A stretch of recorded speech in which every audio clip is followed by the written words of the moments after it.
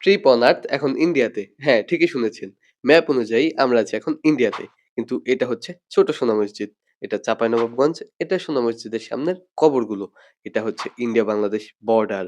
এখান থেকে আমরা আবার যাব সোনা মসজিদের সামনে বীর শ্রেষ্ঠের কবরে। এবার যাব দারাজবাড়ি মসজিদ। আ এরপরে আমরা যাব তোহাখানাতে। এটা হচ্ছে তোহাখানা মাজার এবং এটা তোহাখানা মসজিদ। এখান থেকে যাব তোহাখানা কমপ্লেক্স। এখান থেকে যাব রংধনু পার্ক। আবার যাব আমরা দারাজবাড়ি মাদ্রাসাতে অর্থাৎ প্রাচ্যের অক্সফোর্ডে। হ্যাঁ ডিউড, আসসালামু আলাইকুম। ট্রিপ অন আর্থের আজকের এপিসোডে আমরা সরি ফরগেট ইট। তো ট্রিপ অন আর্থের আজকের এপিসোডে আমরা এমন এক জায়গাতে যাব যেখানে মাত্র 500 টাকায় 5টার বেশি সুন্দর এবং দর্শনীয় স্থান ঘুরতে পারবেন। এটা হচ্ছে চাপাই সদর, কিন্তু আমাদের গন্তব্য আরো দূরে। তো সেই গন্তব্যে পৌঁছানোর উদ্দেশ্যে আমরা উঠলাম একটা সিএনজিতে এবং জনপ্রতি ভাড়া পড়লো মাত্র 70 টাকা। এখান থেকে প্রায় 1 ঘন্টার মতো একটা রোমাঞ্চকর যাত্রা শেষে আমরা পৌঁছে যাই কানছাট বাজারে এবং সেখান থেকে আমরা একটা অটো ভাড়া করি, যেখানে ভাড়া পড়ে মাত্র 10 টাকা এবং অটোতে প্রায় 20 মিনিট সময় কাটানোর পরে আমরা পৌঁছে যাই আমাদের কাঙ্ক্ষিত লক্ষ্যে। তো আমার পিছনে যেটি দেখতে পাচ্ছেন এটি হচ্ছে ছোট সোনা মসজিদ এবং এটি হচ্ছে আমাদের আজকের ট্রিপের প্রথম গন্তব্যস্থল। ছোট সোনা মসজিদ আজ থেকে প্রায় 550 বছর আগে সুলতান আমলে তৈরি করা হয়েছে। এটি বাংলাদেশের চাঁপাইনবাবগঞ্জ জেলার শিবগঞ্জ উপজেলায় অবস্থিত। আহ অত্যন্ত সুন্দর এবং অতুলনীয় কারুকার্যের জন্য এটি অত্যন্ত বিখ্যাত একটি মসজিদ। এই সোনা মসজিদের বিস্তারিত কাহিনী নিয়ে আমাদের trip on earth YouTube channel এবং ফেসবুক পেজে সম্পূর্ণ ভিডিও আছে, সেখান থেকে আশা করি দেখে নেবেন। আমি এখন যে কবরের সামনে দাঁড়িয়ে আছি এটি হচ্ছে বীর শ্রেষ্ঠ ক্যাপ্টেন মহিউদ্দিন জাহাঙ্গীর স্যারের কবর। তিনি বাংলাদেশ স্বাধীনতা অর্জন করার 2 দিন পূর্বে জীবন দিয়েছিলেন। পরবর্তীতে তাকে এই সোনা মসজিদ প্রাঙ্গণেই সমাধিত করা হয়েছিল। এখন আমার পেছনে যে কবরগুলো দেখতে পাচ্ছেন এগুলো ঠিক সোনা মসজিদের সামনে অবস্থিত।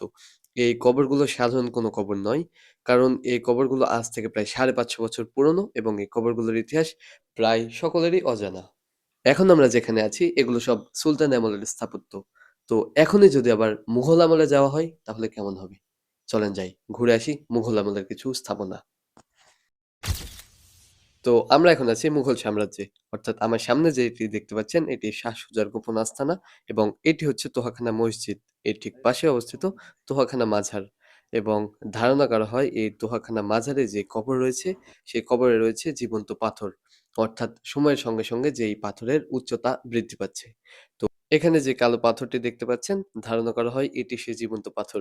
কিন্তু আমরা খোঁজ খবর নিয়ে দেখলাম এটি সম্পূর্ণ একটি গুজব। তবে এই তোহাখানা মাজার এবং মসজিদ অনেক সুন্দর, যা এক কথায় অতুলনীয়। আপনারা অবশ্যই এখানে ঘুরে যাবেন। চাপাই তো অনেক জায়গায় ঘুরলাম, কিন্তু একটা পার্ক ঘুরবো না, এটা কিভাবে সম্ভব? চলুন এবার আমরা ঘুরে আসি একটা নতুন পার্কে। অর্থাৎ এটি হচ্ছে রংধনু পার্ক, যা সোনা মসজিদের পাশে অবস্থিত। আমাদের ট্যুরের সবচেয়ে মজাদার এবং সবচেয়ে অদ্ভুত জায়গা এখনো ঘোরা বাকি আছে। অর্থাৎ আমরা ইন্ডিয়া বাংলাদেশ বর্ডারে যাব। ভাগ্য ভালো হলে আমরা ইন্ডিয়াতেও যাব। তো এখন আপাতত পার্কের ভিতরে ঘুরি, এটা এনজয় করি। আপনারা ভিডিও মিস না করতে চাইলে অবশ্যই আমার ইউটিউব চ্যানেল এবং ফেসবুক পেজ ফলো এবং সাবস্ক্রাইব করে রাখবেন। ধন্যবাদ। সো গাইজ প্লিজ আমাকে ছোট ভাই মনে করে প্লিজ ফলো এবং সাবস্ক্রাইবটা করে দাও। ধন্যবাদ। তো আমরা বাহিরে ঘুরতে ঘুরতে অনেক ক্লান্ত হয়ে গেছি। আমরা চাপায় ট্যুরে আছি 2 দিন 1 রাতের জন্য। তো হাতে অনেক টাইম, ভাবলাম ঘোরায় যাই। তো এবার আমরা যাচ্ছি ইন্ডিয়ার উদ্দেশ্যে। অর্থাৎ আমরা আছি ইন্ডিয়া বাংলাদেশ বর্ডারে। আমার ঠিক সামনেই ইন্ডিয়ার ট্রাকগুলো দেখা যাচ্ছে, এর ঠিক পেছনে ইন্ডিয়া। মনে তো হচ্ছে না যে আমরা এখন এই রাস্তাতে ইন্ডিয়া যেতে পারবো। তো আমাদের ট্রিপ প্ল্যানে আমরা কিছু পরিবর্তন করলাম। আমরা আমাদের অন্য গন্তব্য সেট করলাম। আমরা এখন যাচ্ছি অন্য একটা নতুন গন্তব্যে। এটা হচ্ছে দারাজবাড়ি মসজিদ। এটি আজ থেকে ঠিক 550 বছর কি 600 বছর আগের একটি নিদর্শন, একটি প্রাচীন স্থাপনা। চলো আগে ইন্ডিয়া ঘুরে আসি, পরে করি বাকি গল্প।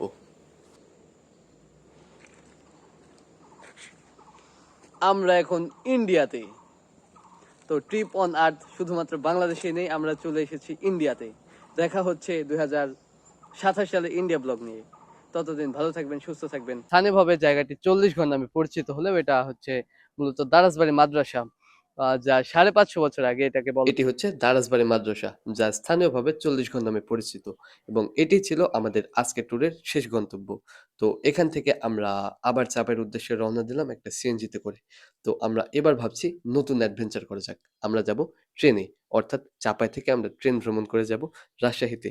তো আমরা সেই অনুযায়ী গেলাম চাপাই এবং সেখান থেকে আমনুরা স্টেশন এবং অনেক কাকতালীয় এবং নাটকীয় ঘটনার মাধ্যমে আমরা অনেক কষ্টে অনেক কিছুর পরে পৌঁছে যাই আমনুরা স্টেশনে এবং সেখান থেকে আমরা রাজশাহীর ট্রেন ধরে ছুটে চলি রাজশাহীর উদ্দেশ্যে।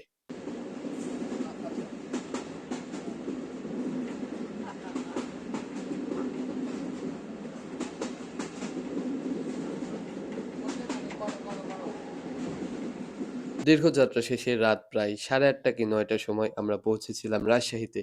তো আজকের ভিডিও এখানেই শেষ করছি। দেখা হবে পরবর্তী ভিডিওতে। Bye bye. See you in the next blog.